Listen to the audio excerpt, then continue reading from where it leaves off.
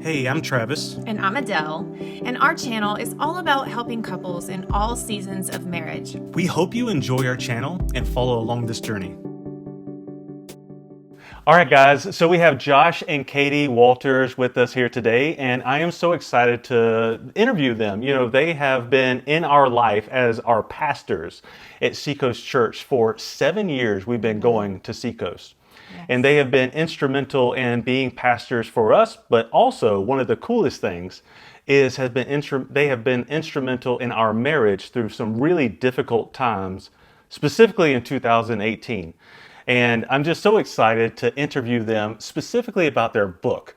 I'm excited about it coming out. I'm excited about the things they talked about and the hope and healing that marriages can get on the other side of that. Josh and Katie, thanks for being here with us. I would love to hear about the book. Like, why would you write the book? Because obviously you have a story behind it. What is that story? And why did you write the book?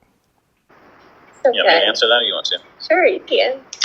I would say the simple answer or one word answer would just be capacity. We have 7 kids, and as you start to talk with folks about your story and the reality of marriage, right? It's like beautiful and awesome, but it's also hard. And whether you've been through a devastating season or you're just busy with life, like marriage doesn't come easy. You got to work on it, right? And so for us, as we would start to share our story, we would meet with more and more couples. Well, it would often come after we had fed the kids dinner, gotten the kids bathed and down, that we were driving over to a couple's house or driving up to the church at 8:30 at night or 9 o'clock at night and meeting with someone till 11:30, really just because it was a passion point for us. It's like, man, when you've seen God restore and renew your marriage and do a work in your heart, it's really not just like in the relationship, but within you that transformed you. It's like it becomes your joy to have that same hope and faith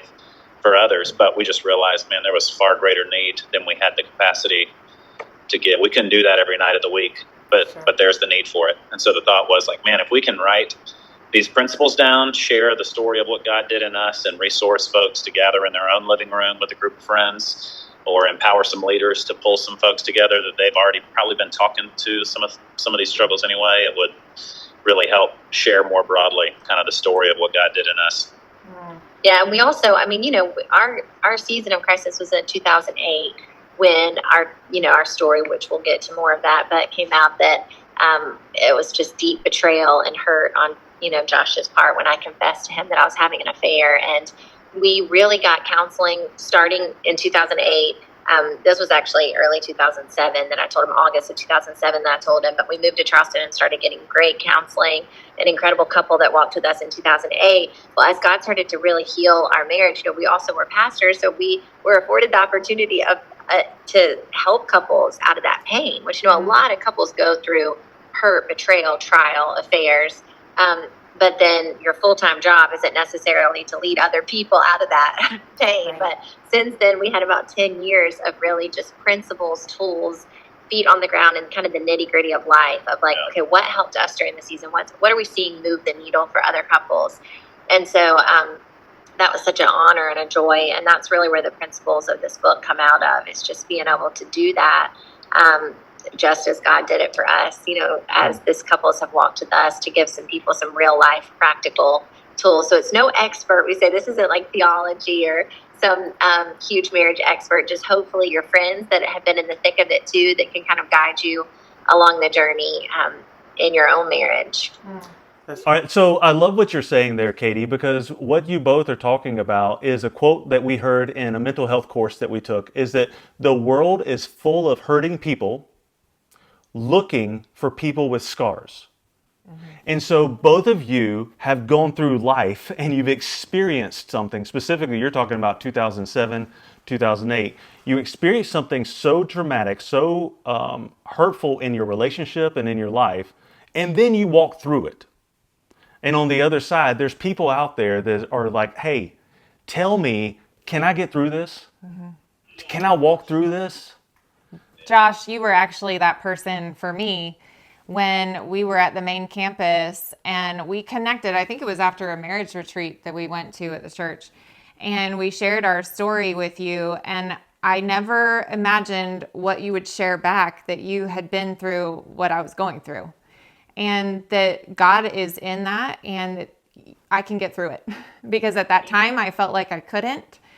And so you sharing that was so instrumental for me to just realize that, wow, like there's other people out there that have gone through what we're going through and they've made it through it and they're better. And, you know, God has just healed and restored your marriage, and it just gave me so much hope. Yeah. See, that's great right there. That is great, because what you're talking about is the same thing we're talking about right here, is that the people that are going to be getting your material, they're going to be reading the principles you're talking about. They're going to be getting hope and healing on the other side of their pain. But what you're talking about is you've already experienced that with Josh, right? Josh gave you some information. You experienced that and had hope on the other side of it. And so it's proof right there. That's proof that whoever's watching this, that as you're listening to Josh and Katie's story, as you're seeing a hurt and then turned into this hope, that we all have that ability to be able to get that. We have access to that. So That's thanks, right. thanks for sharing It that. reminds me of, I'd say the guiding verse in terms of principle for us is the praise be the God and Father of our Lord Jesus Christ, Father of compassion and God of all comfort, who comforts us in all of our troubles, so that we can comfort others with the comfort we ourselves have received from God. So in a lot of ways, like anything you've been through in terms of you stewarding your story, when God shows up and comforts you in it, you're not just passing on principles that you learn by way of intellectual transfer. Like, hey, I learned this, let me tell you because it'll help you. But there's some supernatural ministry that happens when you minister out of your pain, because God is close to the brokenhearted. And so when you're willing to open up about your story, encourage others by what you've been through, it's the heart of God, the hand of God drawing close to actually, that's like you were saying, Adelle, man, I've been through that too. Those words bear no healing balm for your soul, right? But in a moment where your heart feels ripped open to see a couple that you think is flirty and fun and healthy and realize, oh my dang, they've been through this. What? It just, man, it births some hope in you, because he had birthed hope in us that he could do it, so it's a sweet transfer. That's great. So you bring up this hurt and pain, and I would love to get into that in your story. Either one of you share a few minutes about who you are and this story that gets you right here, right now, to writing the book. We met on Tinder, and I'm just kidding. No, we didn't. But when we met, there weren't even cell phones. He was paging me, or I had his pager number. But we met at 18, and we really did know early on. Our first date, we said we wanted to have 7 kids. It was kind of a dream in both of our hearts to have a big family. First time I met her, I went home and told my roommate, I'm going to marry that girl. I was like, shut up. But it was just kind of this, in terms of appearance and personality and gifting, it took me a while, partly because she can't see very well. She's 2400. It took me a while to convince her that she should feel the same way about me as I did about her. But from my end, it didn't take it that long. But we wanted to have a big family, and then we also both felt called to missions. We had this missional heart. We started going on missions trips in college, and we really had this clear vision for our life that we were going to have a big family, be missionaries, and be teachers, undercover missionaries, and live overseas. And then on the summers, we would be able to host families and have families with us. We just dreamed about that all through college. Well, once we got married our senior year, about 4 months after we got married, we felt like God called us to start our family. We got pregnant with our first daughter, and Josh got offered a job at our church. It was a Southern Baptist church in Columbia. And so from that point on, we didn't really know everything shifting with kind of our life and dreams of doing ministry together, but it just definitely did pretty quickly. He started working in the church. I was getting my master's, but staying at home with Anna J. Then we had another baby. Then I was staying at home with ours, plus his executive assistant's kids. Things shifted a lot for us in those early years of marriage. And there was probably a lot of expectation gaps, that we both were having to get through, as most marriages do. But we moved out to a smaller church in Columbia. And during those 5 years that we were there, the first Sunday that we left that church, we cried. We just thought this is going to be a rough go for us. And There weren't really anyone our age. And so we were pretty isolated. And it was during that time that I think the enemy was just waiting. It says in the word that he's waiting like a lion. And in every couple's story, there's these moments of thin places where I really believe the enemy just is patient. Nobody wakes up thinking they're going to have an affair. We all know that is true. But I think what happens is, when you do go to have something like an affair or secret sin, you're having a desire outside of your marriage. And that desire gap is supposed to go to God. You're supposed to learn to fill yourself with the Lord with that desire gap.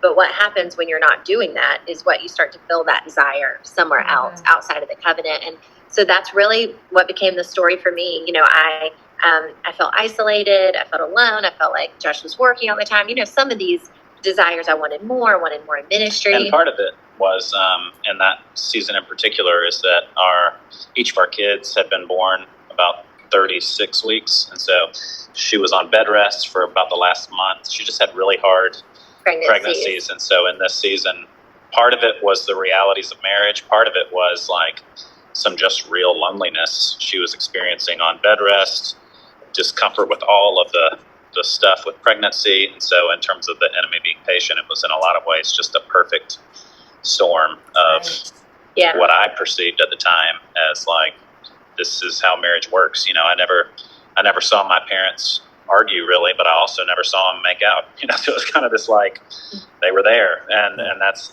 that's what was modeled and loved each other and loved us. And so I thought all of our struggle was figuring out how to be young professionals, how to be young parents, how to still be married and be adults and pay your bill, all the things. So it wasn't perfect, but it was what it was. And I thought that was normal. But looking back now, I see like, man, it wasn't normal. And we didn't have anybody to really talk to about our normal because we were in the thick of kind of living it, so.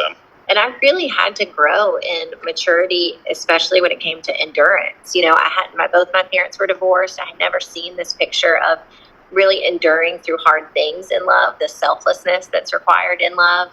And so that was a huge deficit, of mine that I needed God to grow in me. And so during this time, what started really as just an emotional affair, kind of coveting someone else's life and story and things about them. And I know for women that happens a lot, in their own mind, and you can think that's not as big of a problem. But I do believe it's the root of what's, again, the enemy just waits to capitalize on. And so, and also during this time, I wasn't confessing any of this to Josh. I wasn't telling him, I'm struggling. I don't like our marriage. I want more. None of that, which is why we have a chapter in the book called Confession Therapy, because we've really learned that just bringing things to light is what is a game changer of freedom in our marriage. Anything, and going through our darkest trial. Now, I think in the beginning, those first 6 years or so, we loved this version of each other that we had held up. But once you see the raw, the real, the sinful, and still choose that unconditional love, it gives you such courage, in marriage, such freedom. So we still practice that. I still tell him, like, can you handle me? Can I give you my 10? I got to tell you this.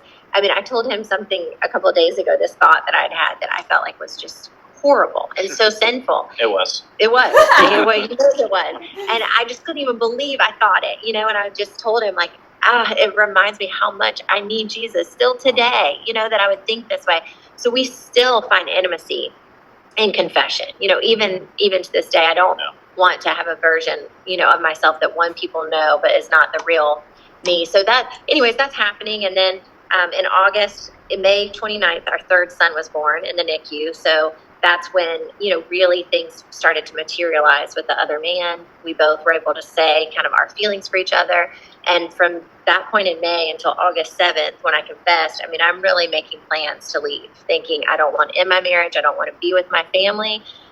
Again, 3 small kids, but that's how deep sin goes and how quickly it can just make you not know up from down, And so when I confessed to Josh, kind of what we say is the first 10%, which is usually in most couples that we can coach through it, they can get that first, part out that lets them start to confess more. But as I just said, what if it's me? The other woman had come over to our house kind of crying, saying something's wrong with my marriage. And when she left, I said to Josh, what if it's me? And I thought that would stay very private and no one would ever know about it. but instead God in his grace, it became really public. He went to the church and told them, they asked us not to come back, him to preach his last sermon and us to not come back to the church. So we really spent about 6 months in Colombia, kind of in no man's land, couldn't find a good Christian counselor. And we've also walked with a lot of couples since then. So I'm so thankful for this YouTube channel and for people being able to follow y'all's content, because it's really challenging to find great marriage counselors. It's even more challenging when you don't have the finances to like invest in that. And so for us, what happened was we moved to Charleston really just because there was a couple, Mac and Cindy Lake, who we saw their marriage and we wanted a healthy marriage like theirs. And so when we moved here so broken, Josh was like, Mac, I'll cut your grass. I'll do anything to be around you. Just disciple us. Which was primarily, to Katie's point, we had spent a lot of time and money seeing really bad counselors. And so I think that's part of the fuel for the book as well. And that there are amazing counselors out there. We were not able to find them. Yes, so I'm in counseling now. My background's in counseling. I have a great counselor. But in those crisis moments, it can be really challenging, And you're so vulnerable that like you're entrusting your person, your story with someone else that you're sitting before. And some of the counsel we got was heartbreaking. So I think that for anyone in any context where counseling isn't an option, or you're isolated in a rural, area, whatever, the hope being that you could hear, hey, we've felt the desperation and hopelessness you may feel, and there's hope for you. Yeah. And, part of our story, which I know we've shared this with you guys and y'all have been through similar, was that you had two people that were willing to stay, and work, even though I think very half-hearted for me at first. I was willing to stay and be there. And that's an important part for couples. As we say, it definitely takes two people willing to work on the covenant. There's many times that's not the case. But when you have two people willing to work, I thought, well, I'll stick it out and I'll have like a pal, and we'll get through it and I'll be a good girl, and everything will be intact. I could have never dreamed the vision of what would be before us, of love and romance, and that he would be my favorite person, and all of that, because God, who authors that, is the same one that restores that, Right. But there was just so long. I mean, probably like a full year that it takes of just straight endurance, sowing those seeds over and over again, learning to reinvest in each other, learning to have intimacy, and learning to rebuild trust, because not every couple has been through what we have, but when there is that kind of betrayal, you're standing on rubble, so you really have to rebuild, and rebuilding takes a lot of effort on both people's parts, him for forgiveness and doing his own work, and then me for earning that trust, and respect back, which takes submission, and really submitting yourself to accountability and, all kinds of things. So we've just sat with a lot of couples that period of time is so challenging. And again, even if there's not secret sin, even if you've just found yourself in a place of desperation, or like, I don't even like him anymore, I don't want to go on a date night with him, how do you rebuild from that? These principles have helped us, help others kind of get through that endurance time.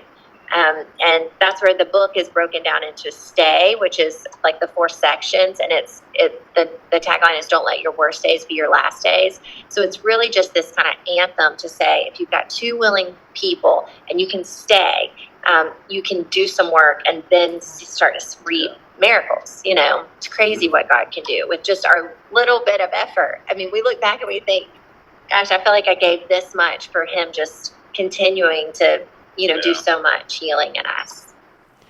Wow. So I have lots of questions, but I do too. First, what did that healing look like, and what was the time frame that it took to really be on the other side? We get that question often. When am I going to know that I'm healed? It seems like it takes forever, and it is a journey and it's a process. So, and each person is different, right? Yeah. So what did that look like for you guys? I think the great theologian Paula Abdul said, well, she's the one that sang the 3 steps forward, 2 steps back. Yeah. I think I think to your point, Travis, about it looks different for each people. I would say for me, experientially for Katie, it probably felt controlling, and that I had been betrayed and lost trust entirely. And so there was a season where I needed to know where she was, what she was doing. I needed to be able to get in touch with her when I felt like I needed to or wanted to. I needed passwords to every account, so a lot of trust being earned was seeing her submit herself to my needs, not forever, right? I mean, forever in a sense, but in that season in particular, which, she had not felt loved, pursued, cared for, which largely led us to this place. So to now be in that season and me have these expectations, like, I don't think it was easy for either of us, but I think showing up with our needs and again, having two people that were willing to work, because both of our work was different, for each other. I would say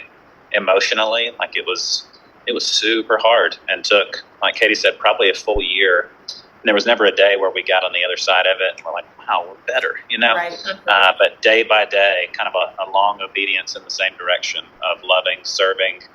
Man, we went after God in that season more than ever before, in terms of like, he was the only one that could make it better, and so there was a like relentless pursuit in the morning, in the afternoon, in the evening, a desperation, crying at night with AirPods in and worship music on because my thoughts would be so crazy, so I would say it was messy and consistent in the same direction. And we have a chapter in the book called Celebrate the Markers. And I was just talking to a woman about this morning, because that was really important for us, because we would celebrate the markers along the journey, 1 month, 3 months, 6 months I'll never forget my stepdad telling, and ours was very public and outward. And I know that's not true for every story, but our parents knew. So I just had a lot of shame I was battling. And he said, hey, in a couple months, y'all need to put something on the calendar and get away and just enjoy each other. And that was like a foreign to us, thinking, how are we going to get anywhere in the hellstorm that we're in, but we did put something on the calendar. And that became a really important marker for us to just know along the journey that we could celebrate, even though we weren't fully healed and ready. And even, because that is different for everybody. Mac Lake always told us people go into the hospital with different injuries and they come out in different ways. Some people come out after a week. Some people it takes 6 years. You just don't know what, not 6 years, but 6 months. be a long time. But you just don't know always until you're in it. And so I do think the celebrating is important. And then for us, we began to counsel people probably around 2010 was the first couple. It was a pastor couple that had gone through the same thing. And when we walked with them, I knew I wasn't ready. I just felt still too much shame, and I was comparing our stories a little bit much, like, I wasn't that bad, or, I don't know. I just was struggling. I was really struggling. And I just knew we just weren't ready, and so we had gotten some healing, but it was just a marker for me to know, like, okay, I don't think we're ready for this part yet, or this part. And that's so unique, to every person. We were with a couple who went through a devastating season about 6 months ago, and they're already ministering, really alongside of us with this Facebook group that we have. I think one of the interesting things about that in terms of timing, like felt like the picture God gave me in that season was of tubing behind a boat. And if you're 20 feet behind the boat and you hit the wake, you can, if you're going fast enough, it can throw you way up in the air. It could throw several people way up in the air. But if you're 60 feet behind the boat, 80 feet behind the boat, you can cross the wake and it relatively not even move you. And I think in a lot of ways, that's how our ability to kind of minister out of what God did in us was largely determined by our emotional health of how much can we talk about this, think about this, remember this, and almost feel removed from the story. Like I can be moved emotionally and cry with someone in their pain, but I can also talk about our story and drive home without my mind and spirit being in a funk of what happened. So it just took. And we never asked, like, is now the time? But in those early days, I think we were just aware that we're slowly going in the right direction. And there came a day when we were like, man, we feel great. Yeah. So. And we didn't have anybody saying, like, you're not going to feel like this forever.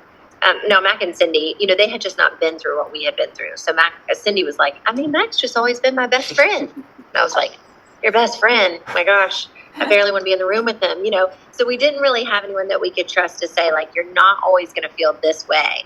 And that's another one of, like, the biggest hopes of our book is that when someone doesn't feel all the great feelings of love, of freedom, of joy, of honesty, that they could know that you're not always going to feel the way you feel in those moments that you're just having to endure through, because that's part of endurance, is getting through them. Yeah. Yeah, thanks for that, Katie. I'm curious about something because you just shared your story, and read a quote that Josh had about your marriage, and the quote is, "We were having regular date nights and intimacy, and Katie's heart was slowly drifting." And so, what I think, Josh, you were saying there, this is in your website, is I think what you're saying is, you didn't really know that something was amiss because you're having regular date nights and intimacy, and at the same time that you're doing that, Katie's heart is still drifting. And so I'm curious about something what was the condition of your heart, Katie? And I know that the enemy is real. What kind of influence did he have on your heart? Yeah, well, I mean, definitely, I always like to say that I feel like in this season I was kind of known as a woman of God, but I wasn't a woman of God, meaning like I wasn't a woman of his word or seeking him, changing, obeying. When I first started knowing that I was having this emotional affair, I would tell the right people that I would know, wouldn't tell Josh. It would kind of get it off my chest. It's been crazy. I've been texting him a lot. The right people that would just let it lie. And so I really pushed down conviction. And when you start doing that for a long time, it's kind of amazing and sad, but how much you can compartmentalize and just live in one space and also live in another place of sin, And so I really think that was happening for us. Now, things weren't wholly well in the sense of like, we were fighting a lot. We were drinking more than we normally do. We were most of the time going out with friends when we had date nights. There was no confession, no intimacy over God's word. But again, we're 27 when this is happening, and we don't really know what we don't know. So we're not looking back on it. We would say like, well, that wasn't our healthiest state, But when we were in it, we were just in it, and we both thought like maybe this is just marriage. After the lust is gone and the love is gone, you just feel this way, and so I was definitely hiding from him in so many ways, and we were still consistently having sex. We were still, and our lives were in a lot of ways like oriented around church. I was a pastor, so we were always up at church. We were from the outside had all the right behaviors, but our hearts and relationship, even in terms of kind of like Katie was saying, confession can seem like such a daunting like mountain if that's not a lifestyle you've lived. But for me, I would say intimacy, not in the sense of like physically being together, but really just being vulnerable and real about how are you feeling. If Katie could get mad at me and yell at me because there's a place in her heart where she just doesn't feel loved, then we're going to butt heads and maybe have intimacy, work through it. But if she were to just come to me and say, hey, I just don't feel loved, it's like, man, I'll flip this table. What do you need? Let me show you, and so we just weren't coming to a place of being able to have intimate, emotional, honest conversation to where her heart was really being cared for. I was caring for the woman, taking her out and providing a home and doing stuff, but you can provide for a woman, you can keep up a house, and you cannot care for her heart and wind up in a place you never thought you'd be. Yeah. Wow, that's profound. That's huge. So let's stick on that for just a minute. Josh, let's rewind the tape to 27 years old, and you had an opportunity to do it over again. How would you treat her heart? What would you do different? A good question. I think I would probably. I was crazy now. You just got to know. I mean, I was a little bit of a wild child. I like how you package that as a past tense. God also had to just get me a little older and more tired. Let's just also say that. Yeah, I think, man, I would do so many things different. We recently did a video for a little social media thing, and the thought that I had was around this relationship being the only one that God's called me to die for, and men especially, out of like it feeling more natural to be a worker or a provider, or maybe you're driven by status or whatever your motivation is. It's a lot more natural for a guy to give himself to his job. Your identity can get messed up all in that. Well, as a young professional, part of it felt good. Part of it is because I was kind of good at it. Like we were flipping houses in ministry. I was seeing a little bit of financial profit. I was seeing a little bit of fruit in ministry.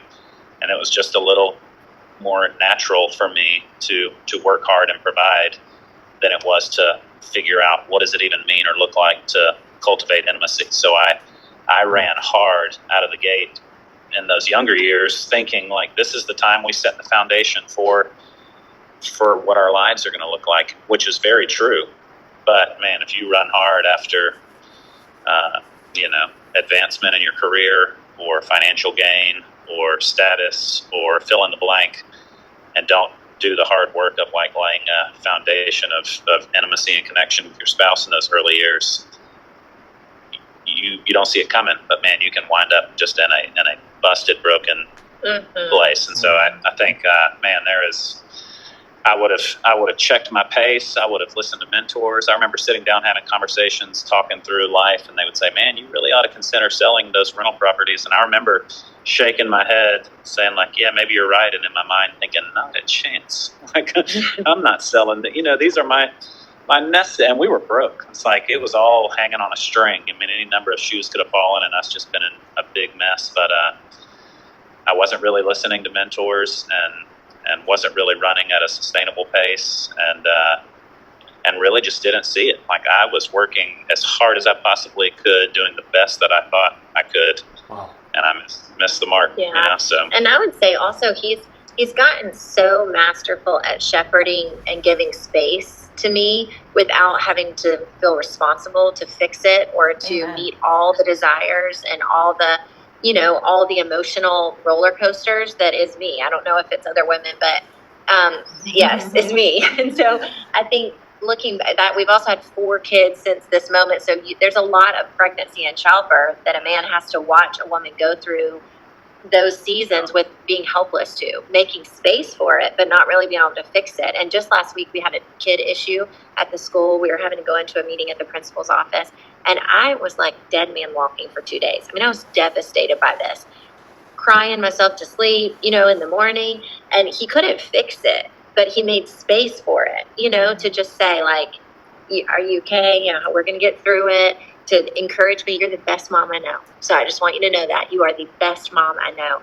And we're going to go through a lot of trials, but you are an incredible mom. And just to love me through it. And we left the principal's office and I looked at him and I was like, well, I overreacted. He was like, yeah, you overreacted, but I love you, no matter what. And so I just would say like what he's learned just masterfully is to be able to make space and shepherd me through without thinking he's responsible for every part of the coaster, and I've had to learn to be responsible for myself, to get, just like I said before, like get my own needs and desires met with God.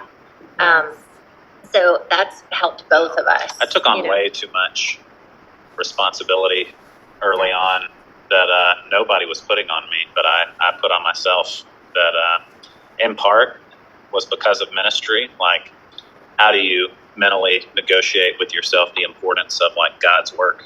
It's like there's nothing more important than this kid coming to Christ and the family's reaching out to me. I've got to run meet this kid, whatever it may be. And it's like, man, God wants us to partner with him in the ministry, but not at the expense of like the ministry we have going in our own home. So in some way there's it was pride, it was youthful arrogance and hustle that I think looking back I can learn from, but time is also, it's like, man, I'm a little more tired at 40 than I was 20. So it's like, I think we've tended to slow down and learn those lessons a little easier. What I was just really hearing and what you both were sharing is the personal responsibility that you're taking for your own heart. And I think our culture, it really portrays and teaches that I am missing something, and so I need you to complete it. And that creates all this codependency in marriage where I'm taking responsibility for his heart, and I can't do that. It doesn't work. It actually disempowers both of us in the marriage, and you both finding that personal responsibility really allows God to then come in and work. Because as long as we're blaming and taking responsibility for each other, we're in the way of God working. And we see that so much in our couples that we work with, is this codependency and this needing to fix and change each other. And what you are doing instead is allowing Katie the space to do and get through the things that she needed to walk through, but you're there loving her and caring for her heart at the same time. And that's just so beautiful.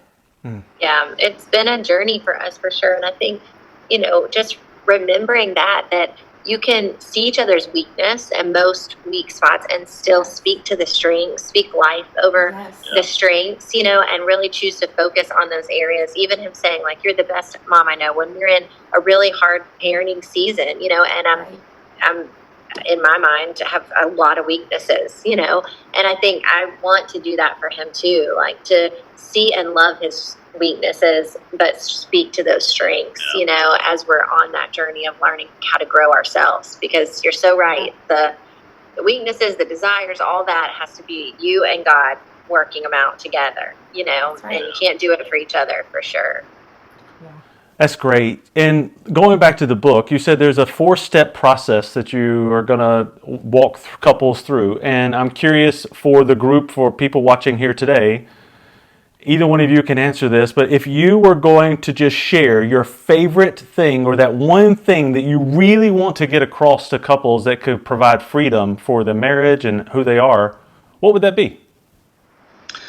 I think I would say anytime you hit crisis, your only point of reference is the past. It's like where you've been, a time where things were so good, so great, with your current reality that things are not great now. And so it's hard for you to imagine a future of immeasurably more, where God could do more than you could ask or imagine, because in your pain, you can't even imagine conceptually a more beautiful, better place. And so the word that God gave me for us kind of early on in that season was that Katie was kind of comparing her current feelings with her past feelings for me, asking, like, do you feel this way anymore? I just don't feel this way. And it's the thought that you're not trying to get back to an old place, but it's an invitation to go to a new place. Like what you're trying to build in your pain isn't anything that even resembles what you felt or experienced in the past, because you'd yet to have to make the painful choice to love, to forgive, to need the grace of God, the presence of God in the way that you do today and in the future. So I'd say, man, be thankful for, have gratitude for the past, for the love you once shared, but man, hold on to the vision that God's wanting to take you to a new place, not help you crawl back to an old one. So that is great. Thanks for sharing that, Josh. And then in closing this up, I'm curious, what else would either one of you like to share that we haven't asked about, that you really want to share about with your book? I would just say we're really thankful for all the work that y'all are doing in marriages, and thankful to be sharing in this space, because a lot of your listeners I know are passionate about having a new marriage and growing their marriage and going to new places. And I really honestly think the more that we in community kind of talk about it, inspire each other, give each other a vision that, hey, we can actually have a garden that we love. We can prioritize it. We have permission to focus on it. It's just, we can really see God do incredible things. So we're just super grateful to know you guys, to share with you, and hopefully it's just the start of a longer relationship, with you guys. So I don't really have anything other than I don't that. think anything we haven't shared other than get a copy. It'll bless you. Let's talk about that. If you can announce to the listeners, the viewers, where can they see this? Where can they find more material from you? The best place is probably to join our Facebook group, New Marriage Same Couple Facebook group, because there's about 1,000 couples in it right now. And so it's really an inspiring community, because they're posting pictures of their date nights. They're taking marriage challenges where it's 30 days of focusing on praying together, having date nights, departing quarterly. But then after that, we're going to start having a lot of teaching and content to that book. So I would just say it's a great place to connect with us. We're praying for each of those couples every day. So that's probably the most, connected, intimate place, is that New Marriage Same Couple Facebook group. Our website, joshandkatiewalters.com, that'll have all the book information, podcasts like this one that we're on, anywhere that we're teaching or doing a marriage conference. Or if you want us to come teach or do a marriage conference, something like that. Yeah. Awesome. That is great, guys. Thank you for taking the time to be with us today. I know you guys are super busy, but your story is impactful, and the way you guys speak really offers hope, because it did for us, and I know will be for the people that watch this today. Thank you, guys, and God bless you. Awesome. Thank Thanks, you, man. guys.